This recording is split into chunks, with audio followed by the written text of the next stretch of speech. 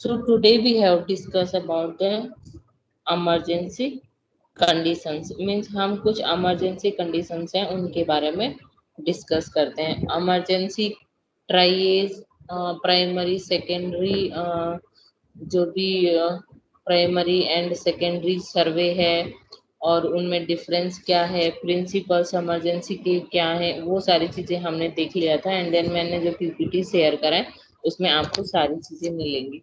सो कुछ recent advance जो secondary सर्वे है वो भी उसमें ऐड करा हुआ है, जो आपको ध्यान देना है एंड देन अपने नोट्स कंप्लीट करने हैं। फिर इमरजेंसी कंडीशंस आती हैं, कार्डियक इमरजेंसीज भी होती हैं, कार्डियोजेनिक शॉक हो सकता है, कंजेस्टिव हार्ट फेलियर हो सकता है, पेरिकार्डाइटिस हो सकता है, कार्डियक टेम्पोनेंट है, कार्डियक अरेस्ट है, ये सारे चीजें इंक्लूड होती हैं इमरजेंसीज के अंदर।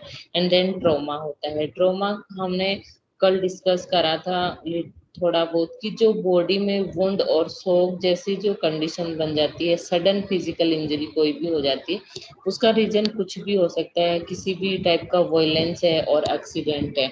सो वो जो कंडीशन है वो कहलाती है trauma. It can also described as a physical wound और injury ma'am, such as fracture. हाँ जी, हेलो हेलो, यस मैम। क्या हुआ, वॉइस नहीं आ रहा? Hello, yes ma'am. वॉइस नहीं आ रहा क्या? हेलो।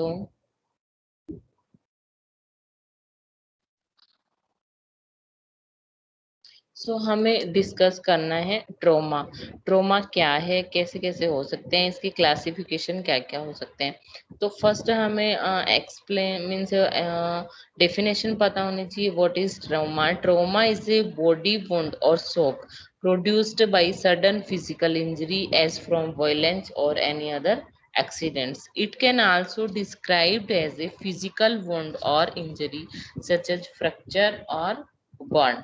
सो क्लासिफिकेशन में आता है poly trauma, first second head trauma, chest trauma. ये जो ट्रोमास हैं, स्पाइनल कॉर्ड इंजरी है, ब्लंट ट्रोमा है, फेसियल ट्रोमा है, एब्डोमिनल ट्रोमा है, मीन्स ये वो ही कंडीशन है। बट यहाँ पे पर्टिकुलर नेम दे दिया गया है कि हमें नाम से पता लग जाता है कि पेशेंट को ट्रोमा इंजरी, जो भी इलनेस है वो कहाँ पे हुई है, कहाँ पे पेशेंट को प्रॉब्लम है। सो कोजेज क्या होते हैं, ट्रोमा के कोजेज क्या क्या होंगे? कंफर्म ही पता है कि या तो किसी भी टाइप का फॉल्स हो सकता है, पेशेंट कहीं गिर गया है, एक्सीडेंट हो गया है, या कि कोई किसी तरह का वॉयलेंस है, कहीं झगड़ा हो जाता है, कहीं कुछ हो जाता है, या फिर कहीं ऐसी इंजरी हो जाती है कि ऐसी घटनाएं हो जाती हैं कि वहां पे बर्न जैसी कंडीशन होती है। तो वो जो सारे कोजेज होते हैं वो इंक्लूड होते हैं ट्रोमा में। सो हम देखते हैं कि एब्डोमिनल ट्रोमा क्या है एंड देन उसका ट्रीटमेंट क्या हो सकता है। अब जो एब्डोमिनल ट्रोमा है वो किस किस तरीके से हो सकता है, जैसे stub wound in the neck, नहीं, गन शॉट हो सकता है हार्ट में। तो ये जो डायग्राम आपको देखने को मिल रहे हैं वो सारी चीजें इंजरी के अंदर इंक्लूड होते हैं। एब्डोमिनल ट्रोमा का मीन्स यहाँ पे है ओपन वुंड, मीन्स किसी भी टाइप का वहाँ पे सर्जरी हो सकती है, और गन शॉट हो सकता है, स्टेबिंग हो सकती है, और solid organ can bleed profusely when injured. और जो भी बॉडी के अंदर ऑर्गन्स हैं वो किसी भी तरीके से इंजरी हो सकती है वहां पे। तो वो जो कंडीशंस आती हैं वो कहलाती हैं एब्डोमिनल ट्रोमा। और वहां पे क्या होता है कि ऑर्गन्स जो हैं generally don't bleed significantly but are likely to caused if damaged, means slightly हमें पता होता है कि वहां पे कुछ डैमेज है। ब्लंट एब्डोमिनल ट्रोमा मीन्स होता है a force to the abdomen that doesn't leave an open wound, commonly occurs with motor vehicle crashes or falls. Compression and sharing our example, means blunt abdominal trauma यहाँ पे क्यों बोला गया है कि जब भी किसी भी व्हीकल से अगर एक्सीडेंट वगैरह कुछ होता है तो जैसे थोड़ा सा लग जाना होता है, स्टब वुंड जैसा आप देख रहे हैं अभी पिक में आपको देखने को मिल रहा होगा। तो ऐसी जो कंडीशन होती है, ऐसी जो वुंड की कंडीशन होती है वो कहलाती है ब्लंट एब्डोमिनल ट्रॉमा। अब जैसे कि हो सकता है एब्डोमिनल ट्रॉमा है, उसका रीजन कुछ भी हो सकता है, कुछ भी मीन्स एक्सीडेंट हो सकता है, फॉल्स हो सकता है, जो भी है, गन शॉट हो सकता है। तो अब आता है कि एज ए नर्स हम पेशेंट अगर हमारे पास आता है तो हम कैसे ट्रीट करेंगे। तो हमने जो भी प्रिंसिपल डिस्कस करे थे रिगार्डिंग इमरजेंसी नर्सिंग, उसके अंदर फर्स्ट आता है प्राइमरी असेसमेंट एंड सेकंड आता है सेकेंडरी असेसमेंट। लास्ट क्लास में भी हमने थोड़ा सा डिस्कस करा था। तो प्राइमरी असेसमेंट में हमें क्या देखना है, प्राइमरी असेसमेंट में आता है ABCD means immediately life threatening जो प्रॉब्लम्स होती हैं उनको आइडेंटिफाइड करना है during the primary assessment means immediately life threatening problems are identified during the primary assessment। so हमें पता है कि प्राइमरी असेसमेंट में हम क्या आइडेंटिफाइड करेंगे। First is that airway breathing circulation are evaluated while maintaining stability of the cervical spine। Means patient जैसे ही हमारे पास आ जाता है, पेशेंट को लिटाते हैं, कंफर्ट जोन प्रोवाइड कराते हैं, उसके जस्ट बाद हम पेशेंट का चेक करते हैं एयरवे ब्रीथिंग और circulation. These three part is the most important for the medical surgical nursing। So and then finally हम D का मीन्स यहाँ पे होता है कि जैसे कोई भी न्यूरोलॉजिकल डिफिस्ट हो सकता है या फिर पेशेंट को कॉन्शियसनेस से रिलेटेड कोई भी पिपुलरी रिएक्शन हो सकती है। हमें पेशेंट को टच करके पता करना है, पेशेंट को आईज और ये सारी चीजें हमें देखना है कि पेशेंट हमें देख पा रहा है कि नहीं, पेशेंट बोल पा रहा है कि नहीं, पेशेंट के मूवमेंट हम देख सकते हैं। तो ये आता है ABCD के अंडर मीन्स प्राइमरी असेसमेंट के अंदर। प्राइमरी असेसमेंट का मीन्स है जैसे ही पेशेंट को ट्रॉमा हुआ है एंड देन पेशेंट इमरजेंसी में आया है। Next is that secondary assessment. Secondary assessment में हमें क्या चेक करना है, EFGHI। ये इसके मीन्स पर्टिकुलर आप याद रख सकते हैं। ABCD means primary assessment, secondary assessment means EFGHI means the secondary assessment is a brief 2 to 3 minutes means ये थोड़ा ABCD से लंबा हो सकता है। So examination of the patient intent to detect and priorities injuries means हमें यहाँ पे पेशेंट की इंजरी देखना है, पेशेंट का अच्छे से एग्जामिनेशन करना है। E is for the exposure means exposure का मीन्स ये हम चेक करेंगे कि पेशेंट को कहाँ क्या हुआ है, मीन्स वो जो इंजरी हुई है वो कहाँ हुई है, जो एक्सपोजर है वो कहाँ है। वो हम देख सकते हैं remove clothing to check for sign of injury means जब हमें ऐसे पता नहीं चल रहा है तो remove the cloth and check, sorry, remove the cloth and check the exposure। ठीक है। F4 आता है full set of vital science. अब हम उस इंजरी हमने देख लिया है कि पेशेंट को ये इंजरी है, देखने के बाद हमें पता लग जाता है कि पेशेंट स्टेबल है कि नहीं है। जैसी भी कंडीशन होती है हम डेली डेली वहाँ वर्क करते हैं, डेली डेली पेशेंट्स को असेस करते हैं तो हमें आइडिया लग ही जाता है। तो हम एक्सपोजर देखने के बाद पेशेंट के full of set vital science वहाँ पे चेक करते हैं, जिसमें कि 5 इंटरवेंशंस होते हैं। मॉनिटर करते हैं, पल्स देखते हैं, BP चेक करते हैं, पल्स ऑक्सीमीटर यूज करते हैं, स्टेथोस्कोप यूज करते हैं। तो उस प्रोसीजर में क्या थोड़ा टाइम लग जाता है। सो इसीलिए जो सेकेंडरी असेसमेंट बोला गया है उसको 2 और 3 मिनट के लिए टाइम दिया जाता है। And in indwelling urinary catheter, nasogastric tube and labs means वो सारी चीजें भी पेशेंट में प्रेजेंट हैं या नहीं है।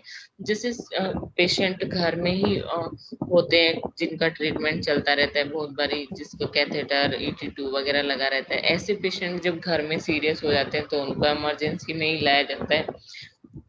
बट उनको क्या है कि अदर डिजीज कंडीशंस रहती हैं, लाइफ थ्रेटनिंग कंडीशन तो बाद में उनको आती है, उनका ट्रीटमेंट रेगुलरली चलता रहता है। सो जो भी ये सारी चीजें हम चेक करने के बाद आता है कि पेशेंट को हमें मेजर प्रोवाइड करना है, कंफर्ट मींस ऐसे फाइनली देखना है कि पेशेंट कंफर्ट तो है। H is for head to toe examination।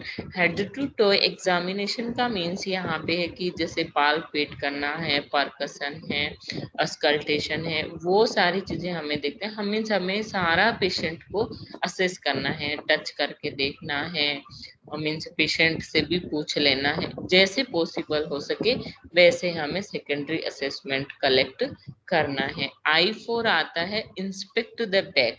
Means ऐसा नहीं है कि पेशेंट को बिल्कुल सीधा लेटा दिया सुपाइन पोजीशन में एंड देन हमने पेशेंट को देख लिया है, जो इंजरी हमें देखने को मिली इट्स ओके, बट पेशेंट को पीछे बैक में भी प्रॉब्लम है, इशू है, या फिर कोई इंजरी हुई है तो हमें वो भी पेशेंट को चेक करनी है। मीन्स पेशेंट को टर्न करना है over the look for unseen injury. Means जो भी अनसीन इंजरी है जो हम नहीं देख पा रहे उनको भी हमें असेस करना है as a emergency nurse. So next हमने पेशेंट हमारे पास आया है ट्रोमा का, हमने प्राइमरी असेसमेंट कर लिया है एंड देन सेकेंडरी असेसमेंट भी हमने कर लिया है। फोकस्ड असेसमेंट का मीन्स यहाँ पे होता है कि at this point A more detailed examination of injury identified in the secondary assessment is performed with concentration of problem with the pulmonary, cardiovascular, neurological system, if any. In the case of abdominal trauma, the abdomen is inspected for open wound, external hemorrhage, foreign objects कुछ है। Foreign objects का means यही है कि gun shot जैसे हो सकता है। Usually pattern of brushing that might indicate internal bleeding भी पेशेंट को हो सकती है। ऑस्कल्ट करके देखते हैं आइडेंटिफाई करने के लिए कि absence of presence bowel sound या है या नहीं है, तो इसलिए ऑस्कल्टेशन करते हैं। आप लोगों को पता है what is the meaning of auscultation, परकसन, palpation, ये जो चार फिजिकल असेसमेंट है आप लोगों को पता है क्या सारे? हेलो स्टूडेंट, आप लोग रिप्लाई क्यों नहीं करते हो? Yes ma'am. अच्छा तो बताना ऑस्कल्टेशन का क्या मीनिंग होता है?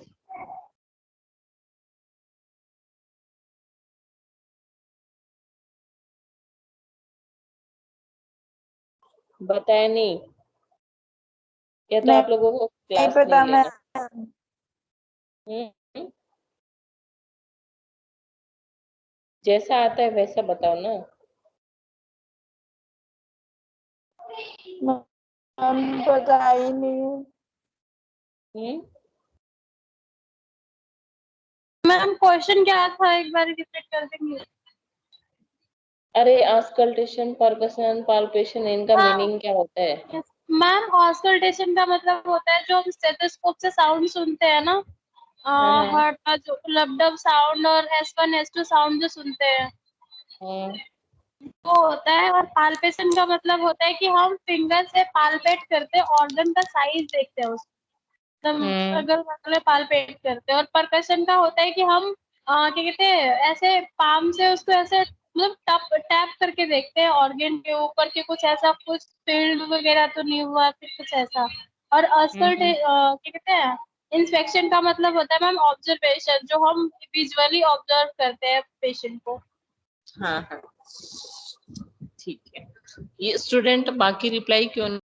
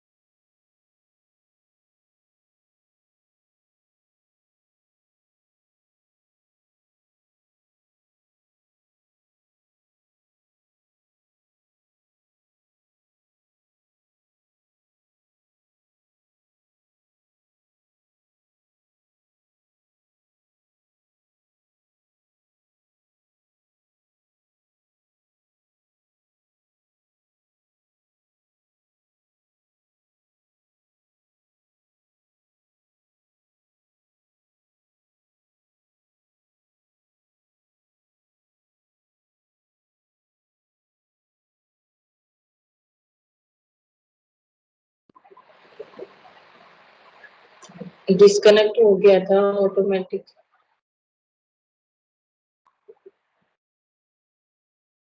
हेलो। ऐसा वो नेटवर्क प्रॉब्लम हो जाती है।